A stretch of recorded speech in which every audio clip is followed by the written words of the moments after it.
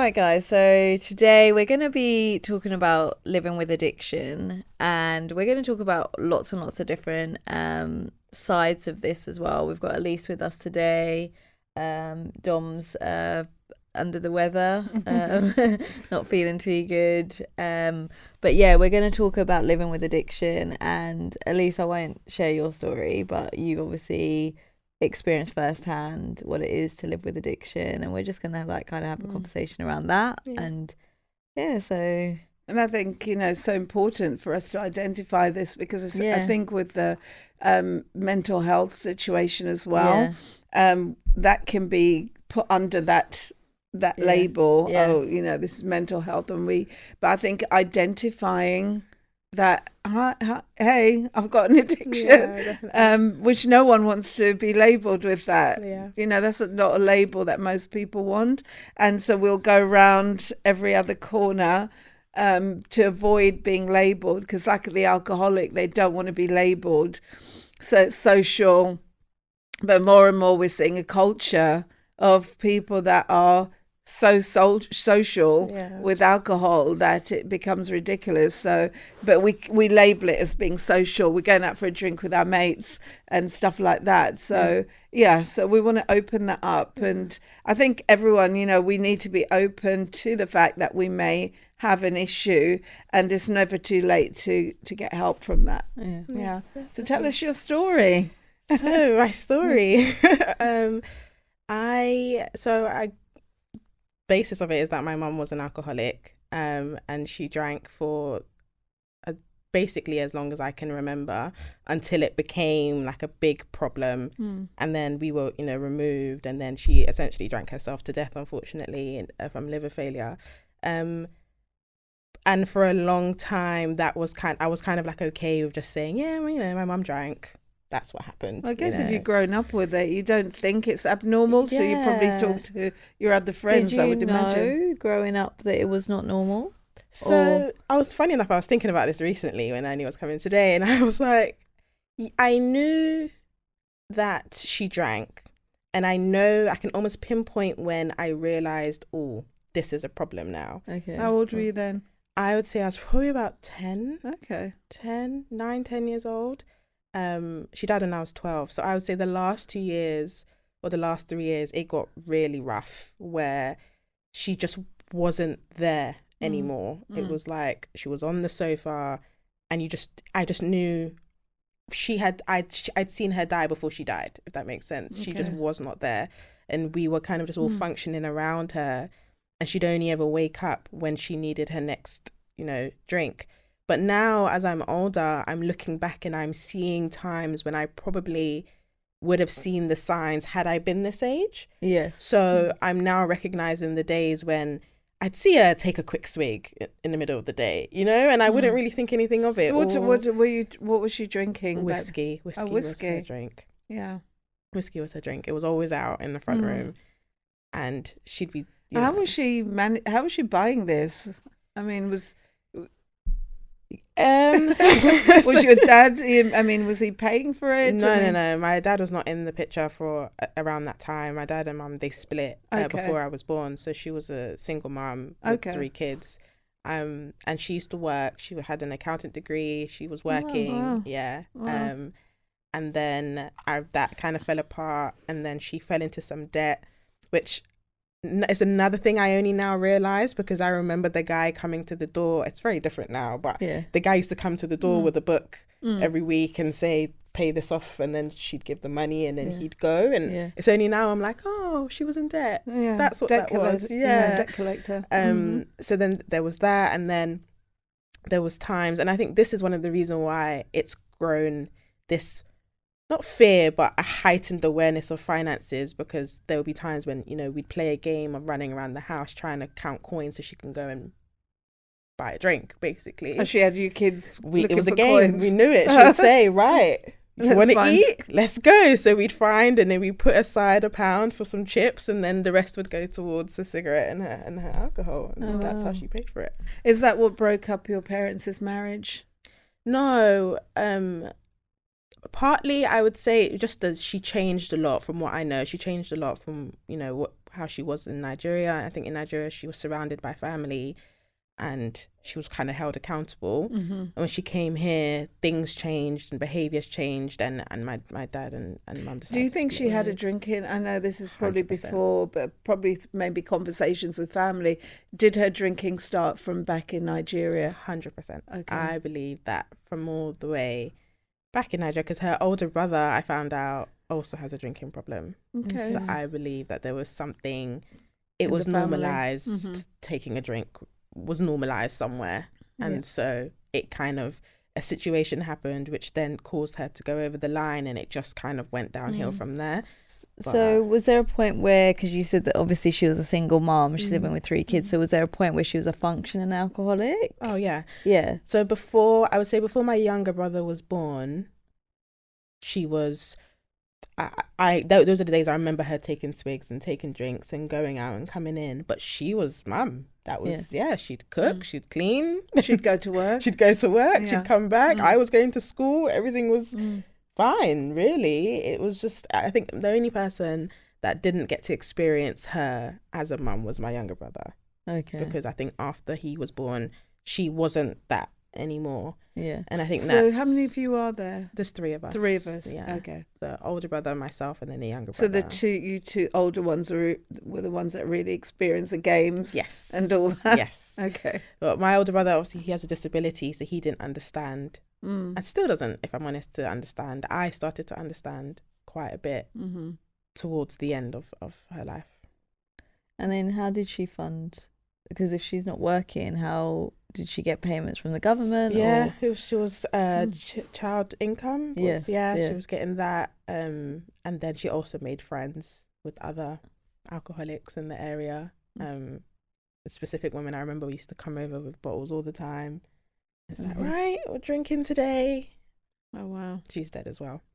Oh, wow. She died as well. Yeah. She died as well. And I think that's what people don't see up the road, you know, apart from the dysfunctionality that they're operating. And I think they don't realise how much they are actually destroying their life until you get to the point. I remember my husband meeting this guy. He was sitting on a wall and he had like some, bottles of alcohol and some beers. And his plan was to drink everything and then go to the train station and throw himself in front of a train because he'd messed up his life. And his story was he was a professional chef that worked in like 5-star hotels and restaurants in London, but his marriage was destroyed, his career was destroyed, all because of the drinking. But he was about to commit suicide because he'd hit rock bottom and he didn't know where else to go. And it's so devastating and it's so sad.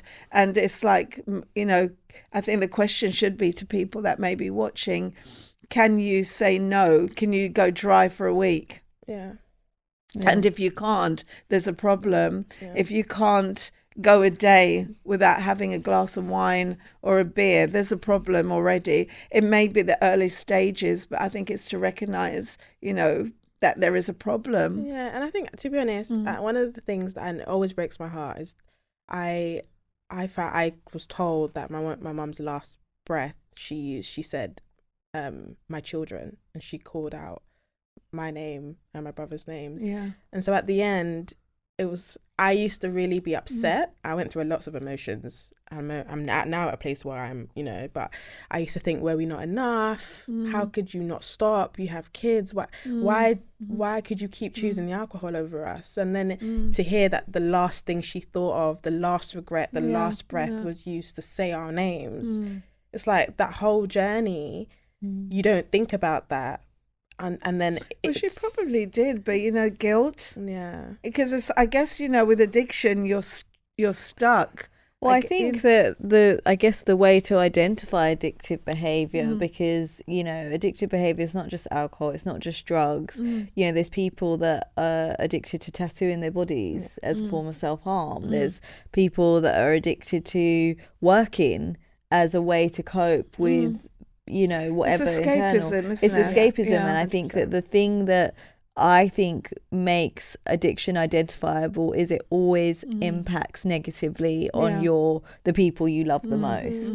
And I think if whatever you're doing is having a negative ripple effect on the people that you claim to love and care about.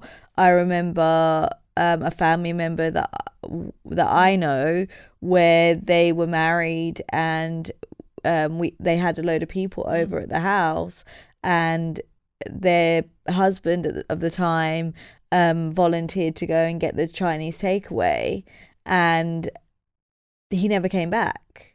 He was addicted to drugs, and somewhere along the way he obviously must have been offered something, or he took something. He didn't come back till the following day.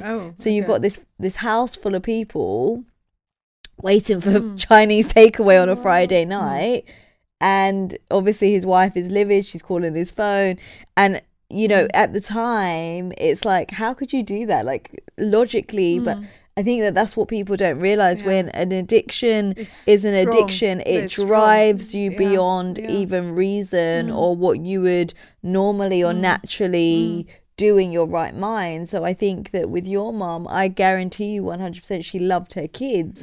But then if you could imagine, you're in this spiral that you cannot get out of.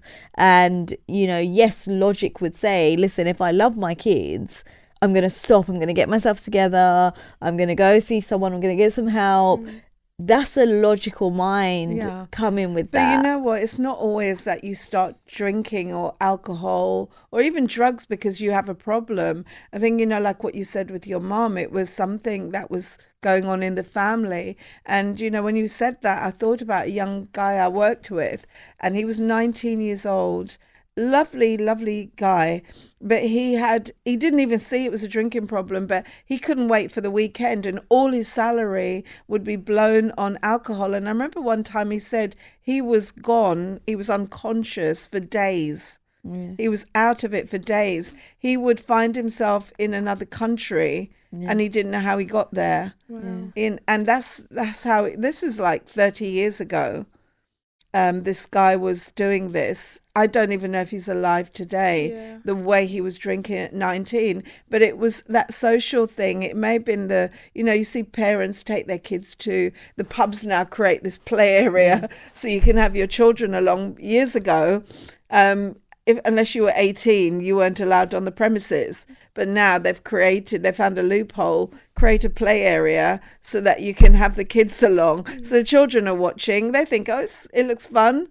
And they, you know, somewhere along the line, I think a lot of teenagers feel, when I'm 18, I get to have that first drink.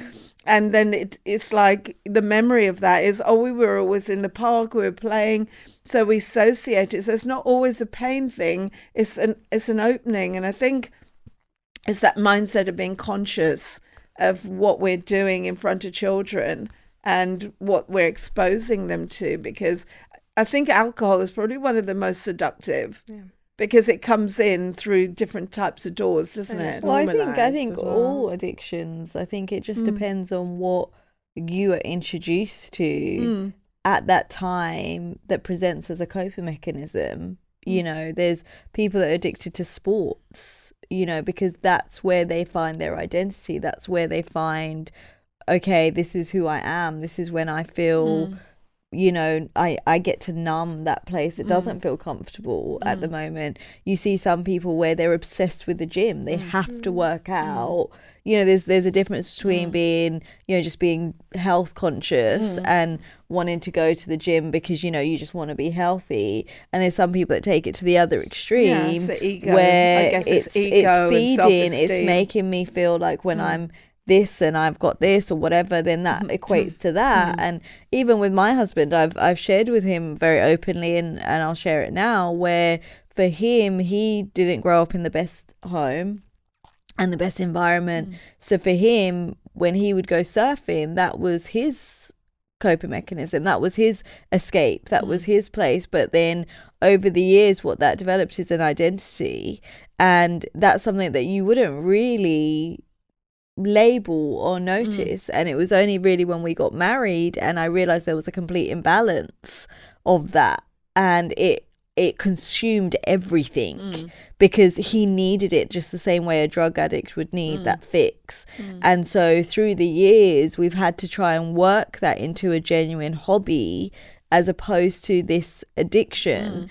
And so I think that if we're honest, there's a lot of people that because we haven't dealt with the inner traumas or the inner hurts or pains or whatever, whether that manifests in bulimia, whether that manifests in anorexia, whether that manifests in, and I think that the harder ones to detect are the ones that are socially acceptable.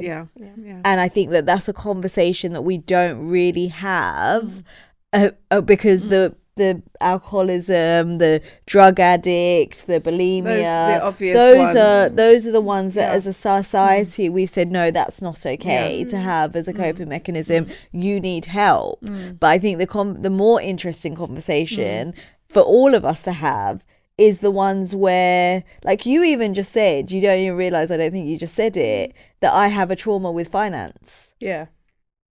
So Elise is very, very organized and she's very, very good with money. But that came out. But that can easily become an addiction where I have to control money at all costs because that triggers down to a trauma of childhood. I could not work because I was always so afraid of being that person who was lifting up carpets to look for money. And throughout uni, to the detriment of me, I think from college I've always worked because I was like, it will never happen to me. I will never be in a position. It's funny how it has that effect because I had a school friend and her parents were very abusive. I mean, they'd be in jail today had it been how things are with child abuse today.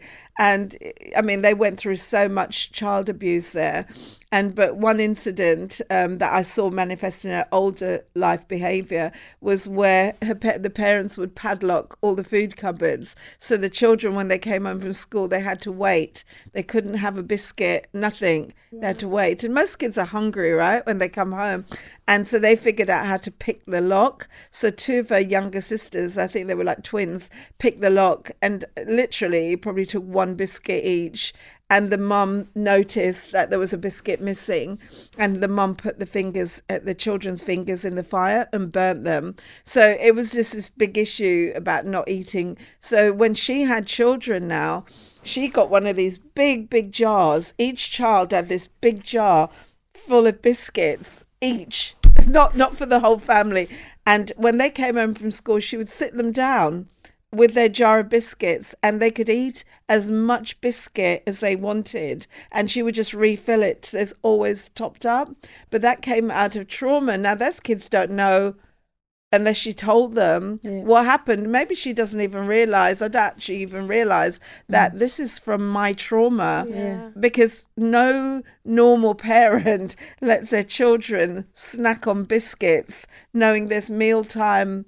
It's unhealthy. Well, I know even one of a good friend that I had, she was sexually abused for much of her life. And so her way of dealing with that was to put on a lot of weight because psychologically, if I become really unappealing, then no one's going to want to trouble me. No one's ever going to want to do anything with me. And it was actually only after the death of her father that she began to heal and she actually then began to lose the weight, not because there's a good weight or a bad weight, but because that was coming from a place of trauma and from her. And I think that a lot of us it's easier to skip past the trauma and actually ask ourselves, why do I actually do what I'm doing? Like even I've shared with you guys when you left me in the stairwell.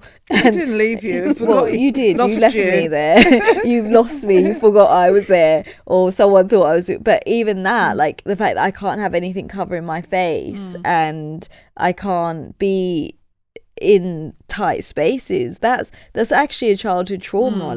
Obviously I didn't now become addicted to something as a result of it, but I can't have anything covering my face. And I think, at least I know That's why, you know, if someone puts anything in my face, it causes a reaction. But there's so many people that don't take that time to go back, or maybe don't have parents to be like, oh yeah, well, you know, when you were 5, this is what happened.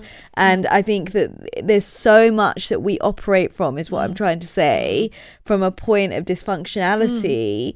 And I think that it would be interesting for all of us to actually stop for a minute and self-analyze ourselves. 100%. Does that make sense? And why and do I think do especially, that? You have to, because it's like, you know, if you never really face those things and dealt with those things going forward into marriage, your husband would be thinking, what is wrong with you? But when you're able to identify those areas in your life and share that, it makes that journey so much easier than what's wrong with this woman, why is she doing this, why is she so tight with money, and you not identifying it, don't know why, you're just, you know, that way. And when we look at people's behavior, I never forget that time, I think you guys were there when we went to Portugal as a group of girls, and we went to check in to come back to the UK.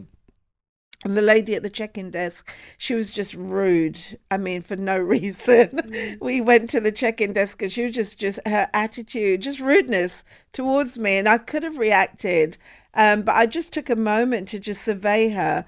And as I was just watching her, I just smelled alcohol. Now, this was a really early flight in the morning. And I thought, well, if you're drinking at this time of morning, and it didn't even smell like fresh alcohol, you know, that stale smell. And I smelt that and I thought, this woman's got problems. So I thought, instead of being nasty to her and reacting to her behavior towards me, I thought, I'm going to be nice to her.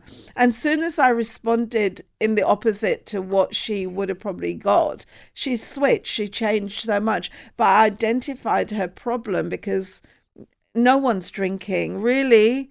No one drinks alcohol for breakfast. It actually helped me to process and in a way forgive my mum. I didn't even know I had unforgiveness towards her, but you can tell the difference when you come out the other side. Yes. And you're like, oh, okay, maybe I did. But it helped me to forgive her when I took a step back and I looked beyond the action of drinking and actually just looked at who she was and what she must have been going through. And the older I get, the more I can relate to the pains and the confusion and her story. And I just think, of course, like, if no one was there to talk to you and you had no one and you were there with these 3 kids and alcohol is there and you think you can control it because you've controlled it previously, right? Because if you naturally do it and you've been functioning, you don't always recognize the moment when it becomes on control.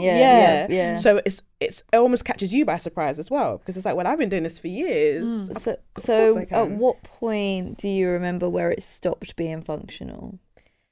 The night I remember vividly was her being brought back to the house by. So we lived in an area in Northwest London, and the boys in the area, they were always really nice to us. They always respected my mum, respected us, and it was great. But they brought her back one night and they kind of gave me a look as if to say, like, sorry. And they brought her in and they laid her on. How old were you then? What was I? This was 2007. And I specifically remember because somebody else passed away that year. So it was 2007. I don't know how old I was back then. I'm trying to do the math. But so yeah, around that same age. And yeah, they brought her back and they kind of gave me and I was like, okay. And the feeling of embarrassment grew in me, and I was just like, oh, okay. And till now, I hate feeling embarrassed. The feeling of feeling embarrassed still brings me back to that little girl who all these people walked in and dropped my mum, and suddenly everybody knew. Yeah. Oh, our family secret. This is happening to her. And I knew from then I was like, okay, there's just no point. And I think before I was maybe pretending, but after that I just knew, okay, everyone knows now. And from then I recognized and I remember specific occasions where it was like, she's just not there. She's there, and if you try to wake her, good luck, but she's not here.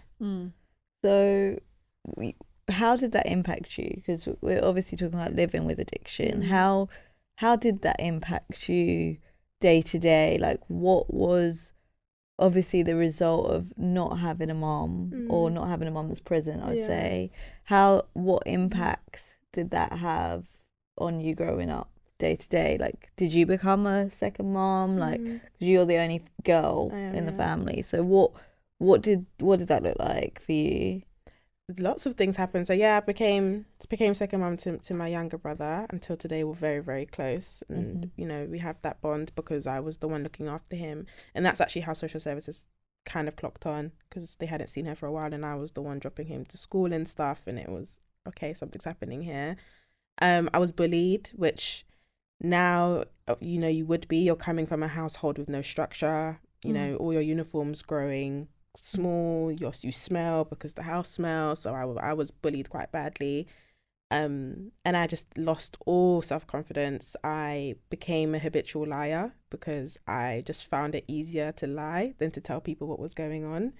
And then once you lie once and people believe it, you just keep going. And before you know it, as long as you don't come close enough, my life is great. Oh, she's got a fab life and all this stuff. And then and I, you know, lost control of the lies, because eventually that's, you know, another thing that kind of triggered is that I must have said something about my mom, and then another girl was like, no, she's not, your mom's always sleeping on the couch, when I, you know, and it all just kind of came out.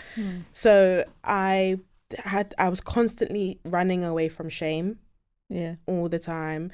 Unfortunately, during that period, around the period where she started drinking, I was also being sexually abused at that time as well. So I was very confused, because I kind of just felt like I was just running every day. I was just running from shame. I was running from what this was happening here, but I felt like I couldn't leave my brothers because I was the one in charge, and I was essentially trying to grow up really fast, not knowing how to, you know, and trying to figure out how to, you know, feed my brothers, and stealing from the shop so that we could have sweets. It got really bad towards the end. I, after that, when everything, because we were taken away from her before she died, and I was taken to Luton to live with my dad. But when I got there, I realized how damaged I really was, because I went to school my first day and got into a fight for no reason, but that was my outlet. It was like I didn't know how else to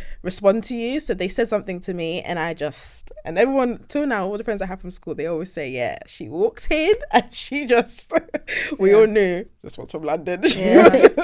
I was just ready. But one thing that they always say is that they knew I was smart, because I was answering every question with confidence. I was almost like, oh, you guys are learning this? And it shocked them that this girl who looks rough everywhere got into a fight with the biggest boy in class is clearly very smart. And education was just at the back, because I just didn't really think about that. I was thinking about surviving. So I think there was lots of things that probably were able to kind of be resolved off me, but as I've gone on, I've seen more things that I'm like, oh, okay, that's probably from back then. So the money thing only came to light when I went to university, which is how many years after she died. But it was only then when I realized, I was like, oh, I can't not have control of this. And that's when I was like, oh, that's a trauma I'm having to deal with, you know. How did you feel when you were told your mom had passed? I was heartbroken, and I remember I just screamed the day. My whole family was sat in front of me, and my dad said, you know, your mum's dead. She was in Nigeria at the time, and I just remember she'd gone back there. She'd gone back for a holiday, because every time she'd gone back, she'd come back a bit better, because they were feeding her, because she'd lost all the weight off her. My mum was a big woman, but she was skin and bones at the end. But she'd go to Nigeria, she'd come back and she'd had weight on her. The heat would do her good, and she'd come back and she'd just be a bit more. So she went back, and you know, whatever happened out there, the medical couldn't really help her, and we couldn't get back here on time, so she died out there. So I just remember screaming, and I think I was still holding on to this idea that she'd come back and I'd have a mum and everything would be okay. And that was died. taken from you. that died that day. And I was like, oh no, I'm now just this. That's how I felt. I don't feel that way now, but at that Your time hope I thought, died that day. I'm just forever going to be this broken girl with no mum. I always thought it would turn around, you know, my story would change. But that day I thought, oh, that's the end of my, wow, that's it. That's the end of my story. How did that affect your behaviour? Did you spiral or for a moment? Yes, I had many years. Okay, it wasn't just a moment. No. I wish it was a moment. No. We'll talk about that in a minute. But I want to ask, where was your dad? You know, during the time, that's what I wanted to ask. Where was he? You know, while you lot were going through all of this, how was the visitation? He must have picked you up and seen the state of the house. I presume it wasn't clean necessarily, or. No, food in he the never fridge. came in. He never came in. So my dad, we used to go and see him every other weekend. We didn't tell him. It was almost this thing between us that we knew. You can't tell Dad what's going on. Why did you feel that? Because I felt like we had to protect her. Okay. We had to protect her. If I'm honest, I know there was a lot of heartbreak there between my mum and my dad. And I know there's two sides to every story, and we're kids, we're never going to understand what happened. But I know that them not being together and my dad remarrying broke her heart. And even now, I look back and I can see even more how heartbroken she was about that and how much that really affected her. Because my dad remarried while she was alive. And I know that just, and seeing her kids go to this happy household and she's struggling to function, I can only imagine a part of how much that must have broken her. And so I protected her. We protected her. We're not going to say anything. And then when things got bad, we were of the age where we were basically able to decide whether we could go to my dad's. He'd call and say, do you want to come? So when we were younger, it wasn't really an option. But as you got older and, you know, you had friends and stuff. And I remember us just saying no all the time. Okay. Not because I didn't want to go, but purely because I wanted to stay here. My younger brother that's not his son, so he wasn't coming, so I was worried about him. Okay. So I would stay because I was like, if I go away for a weekend, is he gonna eat? What's gonna happen to him? So I remember towards the last few years, I would say, oh no, it's fine, I've got this happening and this happening, I'm not gonna come. And he obviously kept his distance, and I know he probably regrets not pushing a bit more and saying what's going on. He used to just come to the door, never used to come in. If you came in, you definitely knew what was happening. So what did the house look like on a day-to-day? The thing, it wasn't even how it looked, it was how it smelled that I remember. Okay. It was strong, very potent. Because she didn't used to leave the sofa towards the end. So she wasn't taking care of herself. She was just always on the sofa, and it's in the front room, so you open the door and that was the first. And I used to see people's reaction, so after a while we used to just stop letting people in. We just stand at the door, just don't come in, because we knew when you came in we'd see people go, we were like, oh okay, you can't come in anymore. So you'd adjusted to it because you lived there. It was only until I started getting bullied and people at school told me what I smelled like that I was like, oh, that's what that smell is. Okay. Fine. So you weren't washing yourself on a regular basis because you hadn't seen that? Oh, you were, but it was just carried from clothes, the house. The house, everything just stuck. You can... And then how? So you've got multiple things happening here. Someone needs to lose their job in social services, or the school. So I'm just thinking, you know, like for me, like I wrestled Kayla to the floor literally 2 days ago because she wants to go to school with this blazer, but she's got holes now in each elbow, and I bought her a brand new blazer, but she loves this blazer and it's holes. Like up here, you know. And as a mom, I'm like, you're not going to school like that. That represents me. Like they think that we're just poor. Like this child's walking around with this blazer that's too small, whatever. And so obviously, you know, as a mom, that's the kind of thing that you'd usually check and whatever. But I know from working with kids as long as I have and stuff, those are also things we look for. You know, when kids are not maintaining their hygienic standards, or, their hair is not that. All of these things are indicators usually. You've got form teachers that sees you on a daily basis. You had a mother that was abusing alcohol. You were being sexually abused on a regular basis. Like, how did this go under the radar? Under the radar. And you were... basically we have a saying for it in the care system, where you were basically the second parent, so you were fending for yourself as well. So there was multiple failings in terms of your safeguarding. How did no one pick up on this, and when did they finally pick up on it? So, like I said, I lied a lot, and obviously, yes, my appearance should have given it away, but I was also very protective and very standoffish. I wouldn't. You could try. No one could get through to me. Only my friends, but your friends can't do anything for you at that age. So I had 2 friends who knew my mum before and after, and so they would come in and they knew what was going on. My mum had lost all her friends because addiction does that to you, because you don't want to hear the truth, or people have this, I can't be around you if you're not going to help yourself. So she lost all her friends in the process. And a lot of them were angry at me because they kind of felt like anything towards the end, when people found out, people left, they got angry at me for saying what had happened. Oh, wow. And so for a long time, I condemned myself. Oh, wow. The adults? Her adult friends would say, you shouldn't tell. It was all your fault. It was your all fault? Your fault. Wow. You're the one who told. I blamed myself for my mum's death for so many years. Oh, wow. Because it was me finally saying what was happening and us getting removed from her.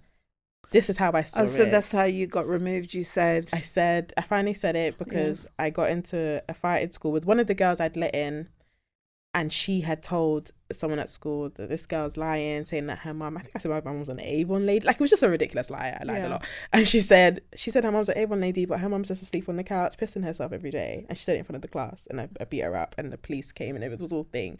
But everybody picked up on what she said. Yeah. After everything calmed down, everybody was like, so about the statement that she made, you wouldn't have reacted like that if it wasn't true. Yeah. So they put me in a room with her, and they made it out like they were counselling both of us. Yeah. But they were trying to get information out of me. Yeah. So they were asking me lots of questions. And then somebody in one of her friends has a friend in social services somewhere. I'm not gonna say no one's names because you will get fired. They saw the files and called my mum and said, your daughter spoke to somebody and this is what it says on your files. So they tipped her off. And they told her. Oh. Is that why she went to Nigeria? No. But at that point, she just prepared herself. She knew we were going to get removed because it said on the file we were going to go and take the kids. Okay. So she got up, but she tried to pretend like everything was fine, and but they read through it and they were like, we're taking the kids. So they took us away, and then she lived by herself, and we used to then come back to her every other weekend. But then where did your other brothers go? Because you said you went to your dad. So my elder brother came with me because we've got the same dad, and my younger brother went with his dad. So we got split up. So they never found out about the sexual abuse? No. You never told anyone? Nope. So that person got away with it? They did. Okay. They did. Yeah. No. People know now, my dad and everybody knows now, but at the time... I didn't say anything because I already felt so guilty. Yeah. Because I was made to feel like me even saying this has made everybody hate me. Has made everybody say I'm this horrible person. Yeah. Let alone if I open my mouth and say, Mr. Man standing over there is also... I just thought, just at least be quiet. Yeah. And I was quiet for years after that. I just refused to speak because... But then the sexual abuse stopped because you moved. Because I moved. So is that when it stopped, when you moved? Because I moved, yeah. Wow. So did you ever tell anyone who this person was? People know, but hasn't never gone to authorities. But your dad knows? My dad knows. Yeah. Anyone ever confronted him? Yes, one person has confronted, and he's claimed that he doesn't remember anything. He doesn't remember? But it came out that he'd done it to someone else. Yeah. A young girl. And he's still got away with it. He's just like, I don't know what you're talking about. Yeah. And because it's so long ago, they just kind of. How did he get access to you? I mean, I know your mum was out of it most of the time, but was he coming to your home? Was one of the people that was coming to the house under the guards of, I'm going to help look after the kids while she's drinking. Yeah. And so he was there all the time. And we used to have the joke that the house was, we say Trafalgar Square, because the doorbell would always be going. Mum used to leave the door open. You had this uncle and that auntie. That it was very buzzing. So it was a relative. So it was a relative. Yeah. Yes, it was a relative. And it wasn't abnormal that they'd come round. There was a reason for them to be there, but they obviously knew. So they saw the habits. They saw that she wasn't awake most of the time. Yeah. They saw that it's just me by myself functioning in this house. Yeah. They saw that my brothers wouldn't be able to understand anything. And it was almost like I was groomed because I also didn't see anything wrong until much later on down the line. Yes, I was going to say that because I've obviously worked with a lot of young people that have unfortunately been abused, and the one commonality that comes across quite often is when you're in a very dysfunctional environment, dysfunctionality just becomes normal. Yeah. And one of the young ladies that I was talking to the other day, she said, I didn't know I was being sexually abused or that this was something that was wrong until the teacher told me, because I said it, and then it was by the reaction that I got that I realised. And she said, one of the things that she said was, to me it was as normal as like how you'd read your children a bedtime story. It happened so regularly and so frequently that, and everything else was dysfunctional. It's not like everything was functional and then there was this one moment where it was dysfunctional that highlighted it. She said everything was dysfunctional. So I didn't even recognise this dysfunction. I knew it made me feel a certain way or whatever, but I wasn't able to necessarily go, right, that's not right. Yeah. Did you have a similar experience, or 100%. Did you always know it was always presented to me as, I'm helping you? And because in that moment I was so helpless, it was like, well, of course you must be. I was so young and I had so many other things to deal with. I just thought. And then, what age did that abuse start? I would say probably about 9. About 9. Maybe just a bit younger than that. But I remember it from 9 mainly, around that age. Do you think your mum was aware it was going on? No. There's no way she could have. No, when it got, she just wasn't there. Yeah. She just wasn't there. Like, I wish I could explain what it was like. Rarely saw her awake. Yeah. Just wasn't there. So I would be very surprised if she noticed anything. Because when she was awake, it was food and drink and then back to being out of it. So she just wasn't around. But it was after the other person that he'd done it to came out, and she also waited years. She's probably a few years younger than me. And she just told the truth. And she said, this is what happened to me, and I know it was wrong. Yeah. And it all kicked off, and then it all came back, and I was like, oh wait, that happened to me. Yeah. Yeah. Is that abuse? Yeah. Yes. Yeah. Yes, it is, at least. Yeah. I was like, oh, okay. Wow. Wow. So you didn't know all the time that it was happening, that it was abuse? Until someone said it. Wow. Yeah. Yeah. And I think that's the one thing that with my kids, I've always taught them, and I use the words like abuse. But that's that parenting part, which was what was missing. Absolutely. Well, I think it actually came from all these conversations that I've had with people that have been abused. And one of the things the common thing that most people said is, I didn't know I didn't know I could say no. I didn't know that it was, you've been taught to respect, you've been taught to honor, whatever. And like I always say to my Kayla and Ezra, like, it doesn't matter who it is, it doesn't matter what they mean to you. If they touch you here, if they do that, you sing like a canary. These are the things that they will say. They'll tell you that they'll hurt your mom. They'll tell you that they'll do this. They'll tell you that they'll do that. They're lying because I always want them to have that in the back of their mind. God forbid that ever happens to them, but I always want them to know you're lying. And I know you're lying because my mum told me that you would tell this lie. And I know that I will go straight to my mum and tell her. But it's creating that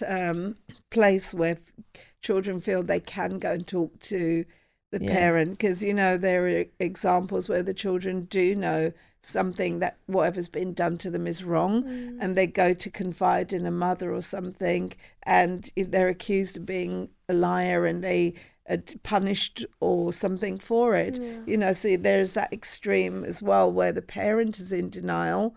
They don't want to admit that uncle or, you know, some relative, you know, even the father himself is interfering with their child. So they, you know, they will shut that child down to keep that, you know, which is like what you were saying, no one wanted you to talk. Yeah. Well, I think there's a fine line, isn't it, in black culture, if we're just going to be really frank, of, you know, raising respectful children versus raising subservient children. Yeah. And I think that for me, you know, I've had to be really careful how I navigate that with Maya, Kayla and Ezra, because yes, I want you to be honourable. Yes, I want you to be respectful. But especially Ezra, like if he if he doesn't appreciate your behaviour, he will like literally shout it. There was one occasion where someone done something that Ezra didn't agree with, and I walked into him shouting at this person across the room. And can I just say Ezra's 5? Ezra's 5, yeah. He may have been 4 when this took place. He was 4 when it took place. Just so you know the age group we're talking about. But yeah, like he was shouting across and basically just saying you're mean and, you know, all these things. And my culture wanted to be like, stop it, but then my experience of dealing with lots of people that have had trauma and everything else made me stop and say, come with me, what's happened, talk to me. And he was very angry, he was very worked up, but he articulated everything. And I said, well, actually he's actually right in his emotion. That person didn't have a right to make him feel like that or whatever. Okay, we need to tailor this a little bit so that you can communicate this a bit more eloquently later. But I was very conscious of shutting his mouth because that's what we tend to do as black parents, like stop it, you know, because we're embarrassed because this person there is is that looking at culture me. of, you know, people they want to keep up an appearance. You know, there is that culture that anything that happens in the home stays in the home. And no, you must never talk and to you get anyone. beat if it comes out though. So you would never go and share with anyone, like if your parents beat you or anything like that. But I remember as school friends, you know, we'd share what went on in our different houses. I mean, back then it was our main abuse was, you know, we got overbeaten. But we would talk about it, whether the parents knew about it or not, but you talk about it with your friends, you know, this is what happened to me. But there's only some, because back in those days as well, growing up for me, you just didn't bring your friends around to your house. You know, your parents were very, you know, our house was immaculate, but you just didn't bring it. If your parents came home early from work and caught your friends in their house, they'd be held to pay for that. That's so weird because I always had my friends in the house. But we changed. We come back and make bacon and egg sandwiches. But that's because we created a different environment. We didn't want it to be, because we never had our friends over. I can't remember one occasion where my friends or I went, you know, there were some of them, their parents were a bit cooler, you know, and you could go and knock for them on your way to school, but you never went over for playtime or anything like this lot did, you know. Maya and Kayla are like constantly everywhere. No, I didn't have that. I went from being in a household that was like had no rules, you're basically adult at your age, to a household that had like very strict Nigerian. So this is your father's household now. It was like So that was like night and day. How did you adjust to that? I didn't. I was going to say it's probably not crashing. Yes, it just was. And obviously I was already dealing with so much. And so I was quiet because of what I'd been through, but they mistook that as I was quiet because of, that's what you're supposed to be. Okay. And so there was never any like, oh, why are you quiet? What are you not talking about? Your counsellor. Yeah. So you're digging it just deeper and deeper and deeper, and they're attempting to instill all of this like routine and stuff into me, but there's years of damage and not understanding and anger, and so it was just so, I felt so misunderstood all the time. I felt like I couldn't speak all the time. I was in my room all the time because it just went from, and I think that's what, because that was happening when my mum was alive. So when she died, it was like, she's not coming to rescue me from this. Wow. Yeah. Oh wow. This This is is it. alone. This is it now. Wow. This is it. Yeah. I'm gonna have to deal with this forever. Because when I was there, I thought, oh, she's gonna get better and she's gonna come get me. I'm gonna go back to, And when she died, I was like, oh no, I'm here now. And I think that also kind of went away as well. Yeah. And it just wasn't, and unfortunately I just didn't have that relationship with my stepmom. So I was already building anger towards my mum for not what I was feeling like choosing me, which I've, grown to understand it wasn't that. But at the time I was like, you didn't choose me, you chose alcohol. And so I'm already struggling with that relationship. And then I come with another mum who I feel like doesn't want to know me and is very much just wants me to be this perfect house girl of the house. And so now I struggle. That's probably my most recent thing I'm dealing with, is dealing with mother figures. Okay. Because I never realized I didn't know how to, what that looks like. I just don't know what the how to have a normal mum. one looks like. Are you scared to become a mum? I'm frightened. Are you? Yeah. I am. I'm scared I'm gonna fail. Okay. Or are you scared as well about not knowing what to do? Yeah. I have no clue. Yeah. That's probably like my, everything else I can say, I said fine, but that thing, it's just like, okay. I just don't know what to do there. Yeah. And I know I'm gonna have help. Of course. But in the moment I'm like, what if my daughter grows up and says I failed too, But yeah.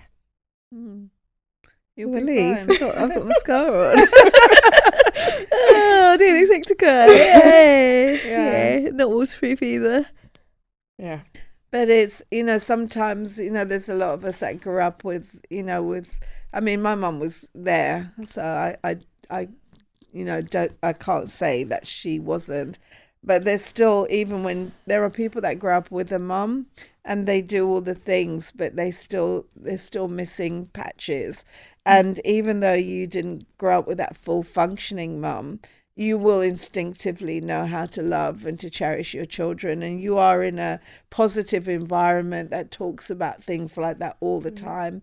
You're surrounded with a lot of people that will 100% give you the support and guidance and everything that you need. So I think that's one of those things that you have to let go of, because it's still that connection to the past, and just because your mum didn't do that well, it doesn't mean that's going to be your story. And I think that, as someone that is a mom to 3 children, I think the thing that amazes me the most, other than being able to grow this human being inside of you, is how much of it is in you.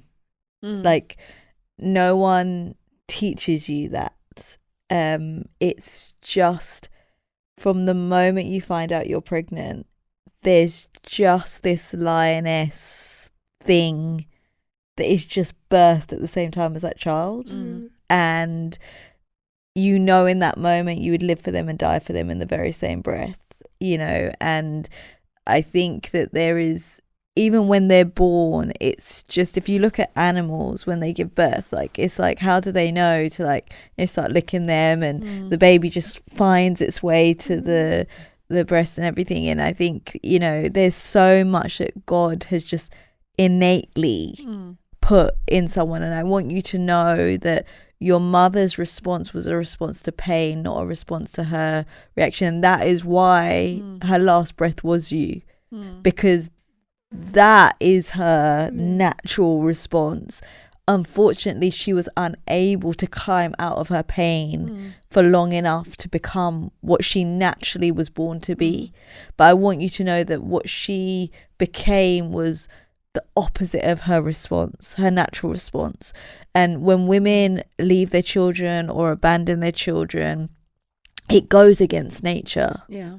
It really does, because God made women just supernaturally. You'll see when you have your first child and those first 6 weeks, and you're like, you know, you've survived on like 3 hours in like a week, you know, and you look back and you're like, oh my gosh, like how did I survive?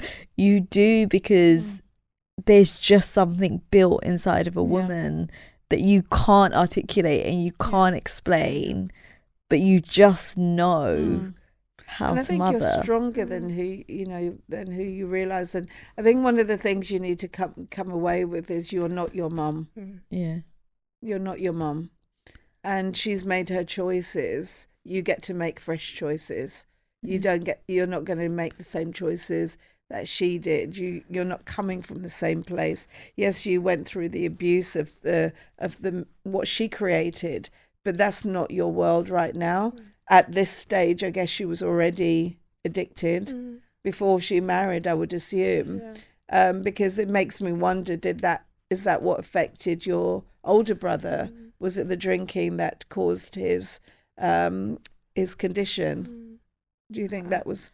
I have absolutely no clue. I know that obviously he was born in Nigeria, so medically they weren't and are not as far along. Okay. So there's just so many unanswered questions. Okay, it's mistakes. And there's a lot of things from Nigeria from her past that don't 100% make sense. Okay. I went back to where she grew up for the first time 2 years ago, and it was just so weird stepping on the land, and it was like, this was your grandfather's house, your mum's room was there, and I had so many questions. It's just like, Was there anyone there to answer them? No, everyone's either moved away. Both my grandparents on her side are dead. The house is being rented out. The family that I have that took me there, they're the ones that kind of showed up for me, but they didn't know things were bad until the very end. My mum also pushed. So there was no one around, like from her early days, that could fill in some of the blanks? They're there, but loads of people don't want to talk about it. Have you asked them? Yeah. And they all say the good things, which I understand. I think they only want us as her kids to remember the good things. They don't want to talk about it. They don't want to talk about it. So even when you bring it up, and she is all these things, but they only ever talk about how much of a great laugh she had and how amazing she was, and she did. But one day we're all going to have to sit down and talk about. Yeah, because I made that decision. I remember meeting my dad's, one of his brothers, and I met him at one of my other dad's brothers at his funeral. And these are people I'd never met. And there was questions I used to ask my parents, and they would, just like brush you off. Kind of, they fob it off and they don't ever really talk about it. And I'm that type of person. I want to know. I want to know everything. Who was my grandfather? I want to know. I don't even know his name. And I remember saying to this uncle, my dad's half brother, I said, tell me everything. I said, I don't even know your father's name. I don't know my grandfather's name. I don't even know what he looked like. What did he do? And I made a decision that before you die, you're going to tell me. Yeah. Before you get too old and your memory's gone, you're going to tell me. And I would have these conversations with him all the time. And I learned so much about him. And I learned about my father's side of the family. And information that would have gone to the grave. I want to know that. Don't take it with you. Let me know. Yeah. I learned so much. I even found out what my Nigerian name is when I went to Nigeria, and I asked one of my uncles, and I sat down and I was like, why did my mum give me that name? And he explained. He was like, she struggled to have you. She waited a long time. She wasn't getting pregnant. She wanted a girl. So what's the age difference then between your older brother and yourself? 8. We're all 8. So he's 8 years older than me, and my younger brother's 8 years younger than me. Okay, 8. So she waited 8 years, Yeah. or she tried for 8 years, 8 years to have me. Whether that played a part in why they split up, I don't know. But I know that she waited 8 years, and so my Nigerian name means with patience comes great reward, because she waited so long to have me. What's that name? Odiri. That's nice. Yeah. I had no idea. I found out 2 years ago. I'm 28. Wow.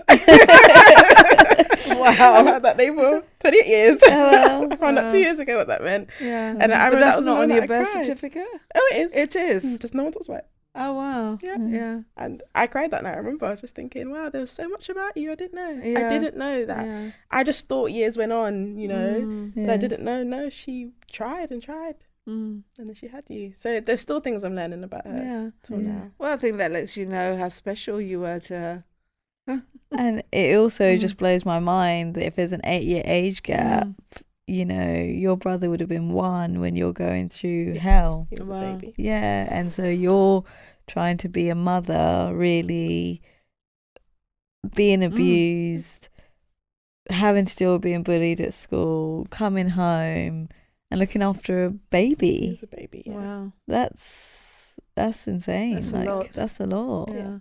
You're very strong. He was a baby. That's why. And you know what's incredible? You know, you talk about your fear of motherhood, but you've already done it. Yeah, you have. You know, you raised a younger brother.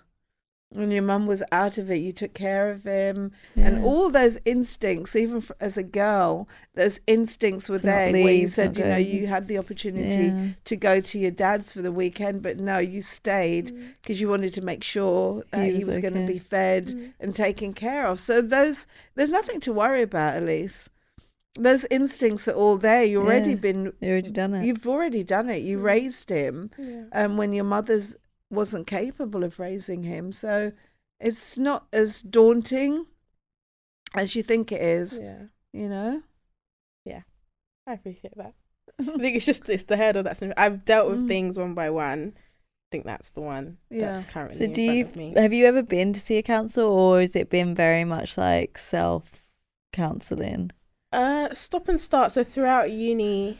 So uni was when, and I know we've moved far from the topic, but uni was when I probably spiraled. Everything came up, and it just came out in the ugliest way. How did that happen? I just because you're away from everybody, so there is no one.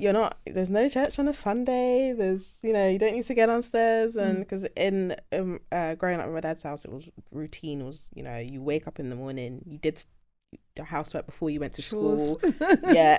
Saturdays were for those out there. You worked all day long. Wow. It was very, very like food. I had to think about what they were going to eat, make sure that I was. You had to think about what your parents were going to eat. Yeah, I was. Okay. Cooking. Yeah, you were cooking.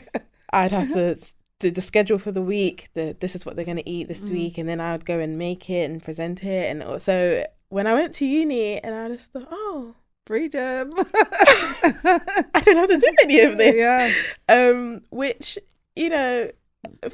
normally it should come out in other ways. It should just be that you get to focus on your books and have time with your friends. But when you are someone like me who has been holding in years worth of stuff, it all just kind of came out in its own way. And so I was just very.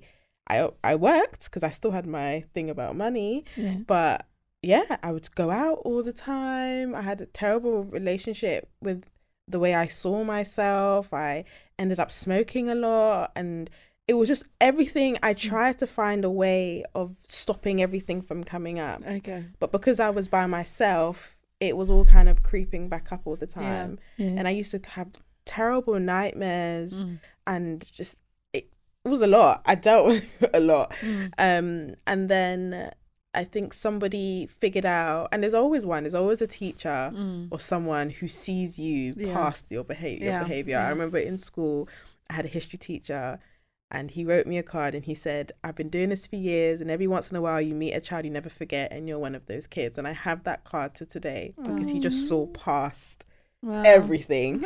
So I had a lecturer who saw past everything, and he was like, I'm signing you up for counselling. Oh, wow. How dare you don't know nothing about me. Yeah. It's tomorrow at 1 o'clock.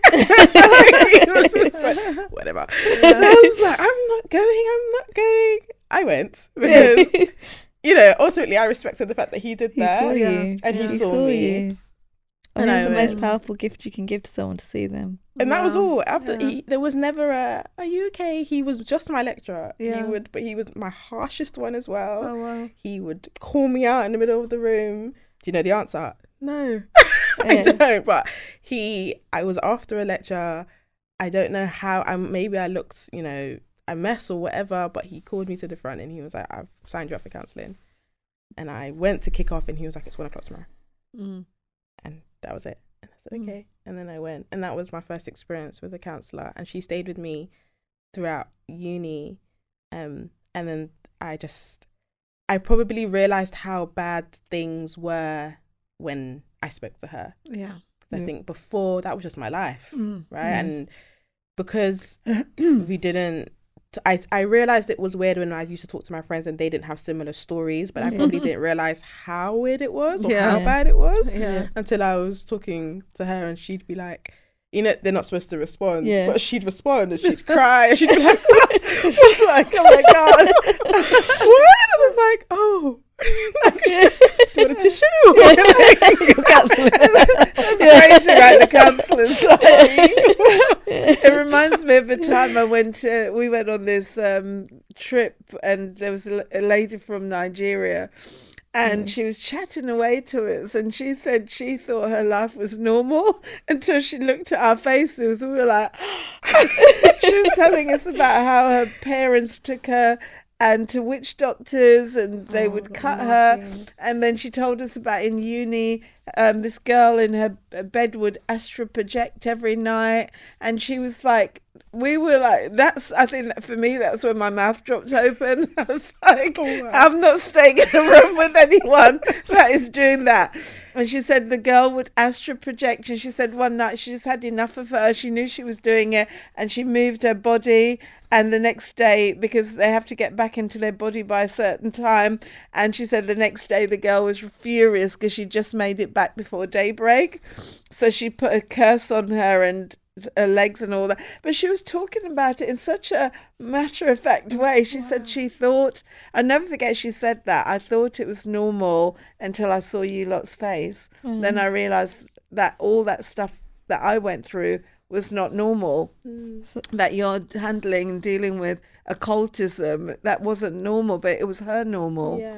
So I'm a huge fan of counselling. Did you find that really helped you, or it kick-started my journey into... One thing she made me realise was that it was okay that I wasn't okay. And I think I'd put so much effort into being okay. I had to be because okay. I felt like I wasn't allowed to not be okay. Well, you've been told you weren't allowed to be. Even down to like losing a mum, I feel like that bereavement counselling was missing. It was just so like, it'll be okay. It'll be okay. So you didn't get bereavement counselling? No. Wow. It was just like it'll be okay. It'll be okay. And I'll say this. Within a couple months of her passing away, I was sat down and told I had to call my stepmom mum. Oh wow. And so it just kind of, I was like, she's not even been gone that long, and you're already trying to take away her name. So I literally just felt like I had to. And so she was the first one to say to me, by the way, you don't have to be okay.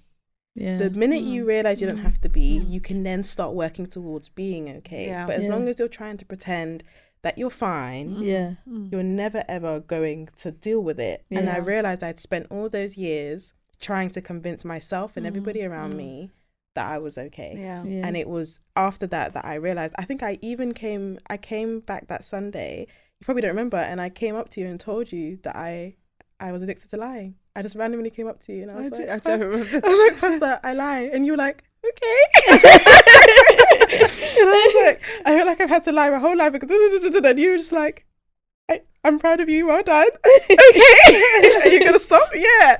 And it was, I just kind of felt like, okay. You have to tell somebody I'm that. going to stop. I'm going to stop pretending like and I'm just going to be honest. And you know what? How people react is how people react, but I'm not okay. Yeah. I'm falling apart. I'm not okay. Yeah. And that's, if I hadn't done that, I probably never would have made that decision. So what do you feel like was like, because obviously who you are now, anyone that does know you, obviously not everyone knows you, but who you are now is nothing in reflection to what you've been through. So No, not at all. what do you feel like was that turning point where you were like, the new Elise was rebirthed, or birthed, I should say? The road that all led to me basically rededicating my life. So I grew up in church. So the weekends I was at my dad's, I'd come to church. So I've been at church since 5 years old. I always say that because my longest friend is from 5 years old. And I met her at V2V. And I just kind of never really realized that I hadn't done this for myself. I was kind of here. It was part of my routine. Yeah. So everything at university, though I started my journey to healing, and what I will say is that doesn't always look pretty at the beginning. It didn't for me. I thought it would, and then I went lower. So I thought I'd say I'm sorted, and then everything kind of came up. And if you don't have the right mechanisms or the right people, that itself it almost killed me. So the depression came up and everything came up, and the blaming myself, and it was all me, and the abuse and everything all came to the surface, and it all just kind of led to me just saying, okay, do you know what? I'm just going to go be with my mom. This is too much. And I was determined. I say that it's like the clock started and it's like the countdown began. And I could see the countdown, and I knew this was going to end soon, but no one else could see it. But I was walking around living my life like, I don't know if you guys can see, but I've only got 2 weeks, 5 days, 3 out. Like, it was like, that's how it felt. And then I shared this, when I shared my testimony, that one of my friends, she just randomly said, oh, I'm going to go visit Elise in uni. And I wasn't down the road. It's a ticket. And we're all uni kids, so she shouldn't be able to afford it. But she just said, I'm going to go visit Elise. And she even told me, she told her mum, and her mum was like, okay. Like, no one questioned anything. So she got on a train and she came up. And I believe she came at a time when the countdown was low. Like, it was a couple of days. I was in a room, and I was like, it was low. And she came in and she was like, what's going on? And I just broke down. So she just packed my stuff. And she's like, we're going back home. And she took me back. And then when I thought we were going back, I thought she was taking me back to my dad's house. We weren't. We ended up in a car park. And the group of friends that I was with at school were all there. And she was like, you're going to tell the truth. And I opened up and I told them absolutely everything. Wow. Told them everything I'd lied about. I cried and I begged for their forgiveness because I'd lied to them for years. And they're my best friends to today. But I'd lied to them as well. I begged for their forgiveness. I told them everything, and I said, this is what's happened to me. This is where I am now, and I don't want to be here. And they prayed for me. They just put their hands around me, and they prayed for me. And after that, there was a conference at church, and this is when, conferences were like every day. So you had no time to even really figure out what had just happened to you. But there was a worship night. And I remember I was at the back, and that same friend, I actually remember her saying to me, don't miss Jesus tonight. Yeah. And I was just like, what are you talking about? I'm not going to miss him. Like, we're here. But I knew she meant don't get distracted.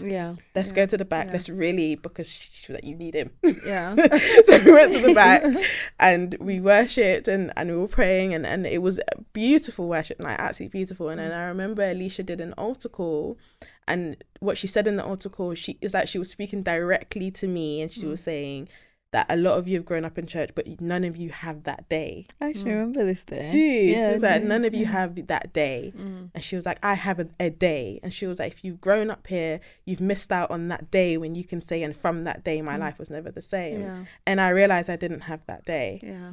And I said, so that day I rededicated my life, and I said, Jesus, it will be from this day. Yeah. This is the day, and I give you this day.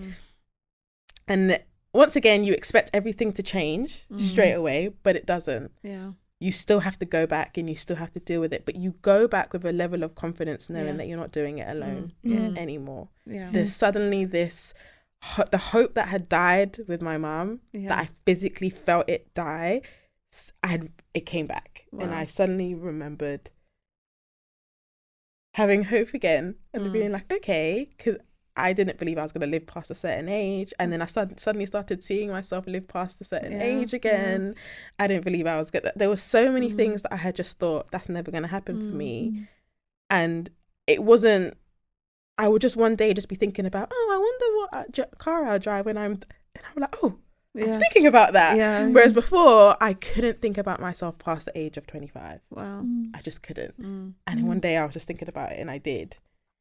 And from then, with the help of my friends as well, that, you know, when you're vulnerable with them, they know how to support you. They know what to do now. They know how to step in. And they did go and tell their parents, and I'm grateful that they did, because they were like, look, I'm the same age as you. I don't quite know how to help you. I love you, but I don't. I'm going to go and tell my parents. And so their parents stepped in.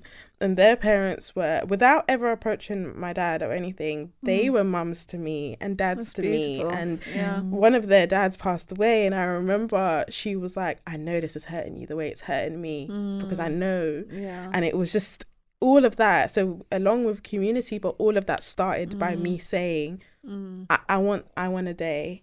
I want that day myself. And from then, I can truly say my life has absolutely never been the same from that day. It's amazing. And now you've got a lovely future, getting married soon, going to be a wife, a mother. Mother, 2 children, lots of children.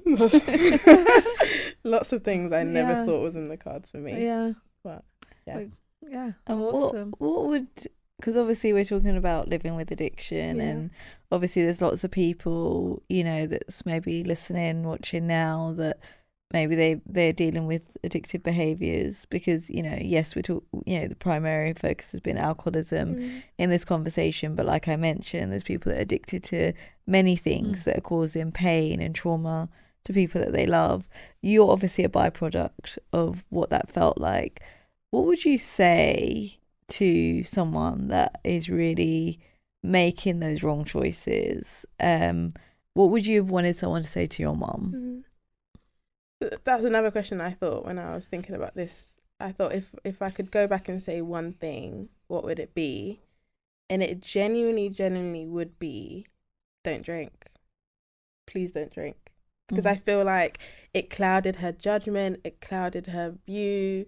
She didn't see, and everything came out of the fact that she was drinking, which to her probably felt like it was a small thing, because there's so many other things going on around her. But for us, everything seeded out of the decision she made to drink, because she would have seen that I was being abused. She wouldn't have spent, like, everything for me would have been resolved if she just didn't have that. And so I think a lot of people don't always consider how much is weighing on that decision that they have. They think it's just I'm just gonna do this. You know, there's other things going on. It can't just be that. But the truth is, there is so much more weighing on that you will never know.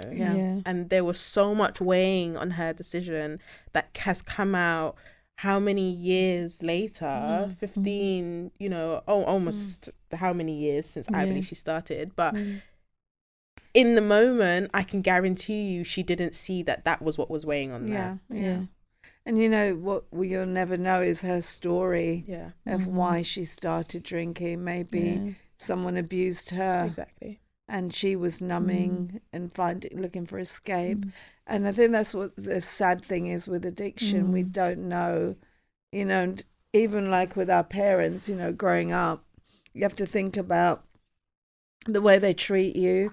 You know, as a young girl, I remember, you know, you get mad at your parents and you don't like them because the discipline and all the stuff. But then as you get older, you're able to stop and think, I wonder what happened to them. I wonder what they went through. And something must have, I'm sure it was more than the fact that, oh, there's members of the family that drink. And, you know, when you look back at the cultures and the vulnerability of putting children in a place, you know, because if I say to you, this is Uncle so-and-so, immediately, without saying the other words, your thought is, I trust Uncle because Mum said this person's related to me. And we see in that dynamic, so much abuse takes place. And not everyone can walk through it and come out, you know. So for someone like her, it could be, we'll never know, but it could be that someone touched her, someone abused her, something happened to her, someone dropped her, and that was her escape. And that's the thing with addiction, it's an escape. It means I'm either trying to escape the pain or the memory. And oftentimes that's why people are addicted. I'm escaping pain and memory. So what can I do to push it as far away as possible? And if anyone's watching, you know, we'll have some details, some contact places that you can contact and go to get help, but don't continue. I don't know what you want to say to anyone that may be in a cycle, whether it's self-harming, drugs, alcohol, whatever it is that they're doing to escape. It's a circle. You don't get off of it. So what would you tell them? I think I would actually prefer, I would more like to speak to the young person or the person who's being affected by it, because I think we talk a lot to that person. But I wish someone had spoken to me, right? Who'd come and said, okay, you're drinking, but that's not your world. You're unfortunately someone else's choices. You're being caught up in somebody else's world right now. That's not your world. It will end. Because your world continues. And if I had known at that time that this isn't me, I'm just caught up in my mum's spiral right now, and I'm okay. I'm just caught up in it, so I can step back. And also, there is absolutely nothing wrong with saying something. Do not let anybody tell you or make you feel like that you are in the wrong for speaking up and saying that something is not okay. Because you stay in it much longer, you isolate yourself, you blame yourself. All of that stuff are things that made the healing process longer. Because for me to blame myself for my mum's death, that took so much unpacking. Because it's your mum, and you're telling yourself that had you not said anything, she wouldn't have died. But that's all because it was instilled in you that you don't have to, that you shouldn't have spoken. Speak. Speak. I think that's really powerful. And not carrying the guilt and carrying the weight of someone else's choices. Or the shame. Or the shame of someone else's choices and someone else's mistakes. I think giving yourself room to be who you were meant to be. And I think sometimes we spoke about it on a youth retreat where we give someone else the pen. And we allow someone else to start writing our story for us. And I think that it's that power of taking that pen back and actually rewriting your own story just because this is the environment that you grew up in or whatever. I think that's the most powerful thing that we can say to anybody. Like, take the pen back. You know, yes, you may have experienced trauma. Yes, you may have experienced whatever. But all of these negative outlets that we choose to heal us, that's not necessarily the right thing. The most powerful thing is when we take the pen back and we write the story that we're happy to read. And I think so many of us, someone else is holding our pen, even when they're past. you know, someone else is holding our pen and they're still writing the story, and so many of us live. Or even if you've been abused, Yeah. you're still allowing. And I think that's so powerful. What Sarah's saying, take back the pen and rewrite your own story, because it's not the story of who abused you.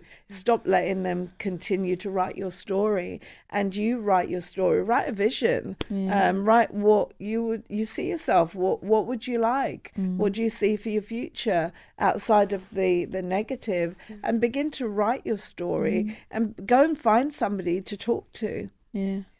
Speak to somebody, but don't suffer in silence, and don't continue to live in that negative cycle of destruction, because the outcome's never good for that. So encourage you to get help. And I'd say as well that in my situation, and I remember thinking this on a youth retreat, that I felt like my mum died with my pen, that it was buried, and so I stopped writing. Oh wow. And that's how, you know, the thoughts of suicide and stuff like that come along.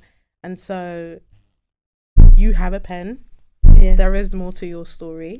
And I know that can be really hard for people sometimes, especially when it's related to bereavement or someone dying, because it's like, I don't know how I'm going to continue without that person. You can, and you will. It may take some digging to get the pen back, but there is a pen. Or get a new one out the box. Get a new one. Carry on writing. Don't stop writing, because I think the problem wasn't that she was writing for me, it was that I stopped writing altogether. And so I believed that my life was done, and that there was nothing else to it, because there was nothing else to write, because I didn't have my pen. Get a new pen. Carry on writing. Your story has not finished. And I think a myth or a stereotype that we need to break in Black culture is that counselling is for people that are crazy or people that are mad or people that have lost their mind. Counselling is really, really healing. And if you get the right counsellor, you can actually just, and sometimes it's not even about anything that they do or say.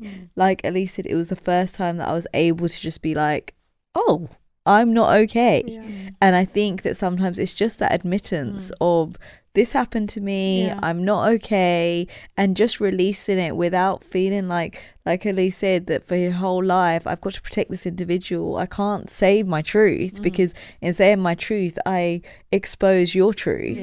And I think just having that space to be able to speak is really, really powerful. So take back your pen, you know, find a good counsellor that you can speak to if you need to, and you know, just really get to that place where you're honest in your truth as well, and you're not in denial of the truth, because so many of us carry the shame of someone else's reality, when the reality is that we've got nothing to be ashamed about. You've got nothing to be ashamed about.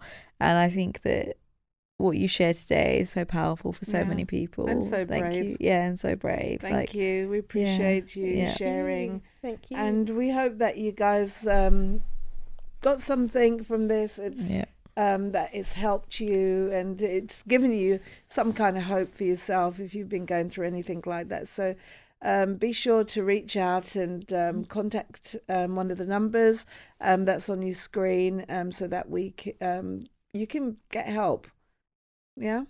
Thank you. Cool. See you next time.